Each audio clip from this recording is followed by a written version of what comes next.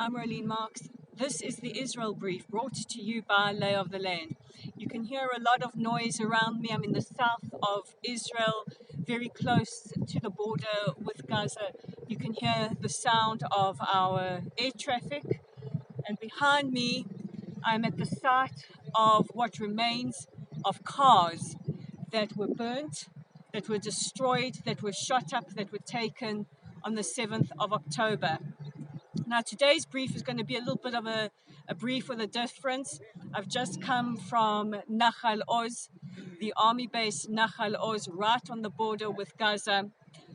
That particular army base was infiltrated by hundreds of terrorists on the 7th of October. Now, I went into the room where our tatzpiot, where our young female soldiers who are tasked with watching the borders, where they were, I can't even find the right words for what I saw. I don't think there is a building on that base that is not touched by bullets or by fire. We know that when the terrorists infiltrated, they came armed for a small wall with landmines, with hyperbaric bombs, with rocket-propelled grenades. And behind me, you can see just a smidgen of the destruction they caused. What was very interesting while we were there is that we saw an airdrop of aid being dropped inside the Gaza Strip. We're right on the border with the Gaza Strip. Now, there has been a lot of criticism about Israel and letting in aid.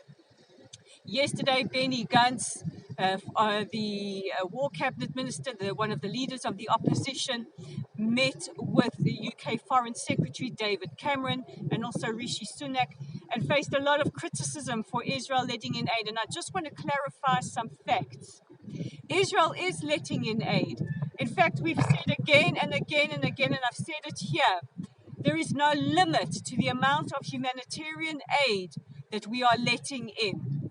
The problem is the distribution of aid. Behind me, we can see some stray dogs, very likely dogs from the Gaza Strip. A lot of animals have been brought into Israel, sweet little dogs, so it's nice to be joined by these guests. But we saw with our own eyes an airdrop being dropped inside the Gaza Strip. It is important to know that in addition to the trucks that we are letting in, we are letting in airdrops coordinated with the IDF, and very soon we will see aid sailing from Nicosia in Cyprus, and the United States will use sea routes as well. The Netherlands, Canada, the United Kingdom have also said that they will contribute to aid. What is very important to know is that there are at least 20 operational bakeries inside the Gaza Strip, and that the problem on the ground is aid organizations having enough resources to ensure the distribution of aid and Hamas taking that aid. So it's very easy to blame Israel. Israel is the de facto occupying force, some might say, because we do have an army presence in the Strip. However, ensuring that the people of Gaza get their humanitarian aid remains a priority. And just a short update on the subject of hostage negotiations. Hamas have said hostage negotiations will resume next week. Next week is the start of Ramadan, and we know that Hamas is using Ramadan as part of their strategy. All we want is to bring our 134 hostages home safely.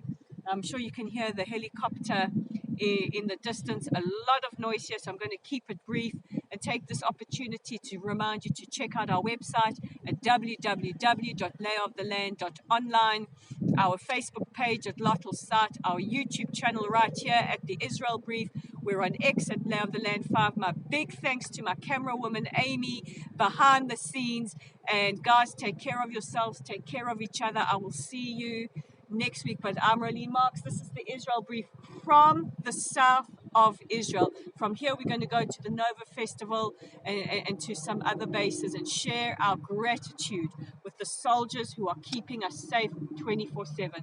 Shabbat Shalom. Have a great weekend. I'll see you next week.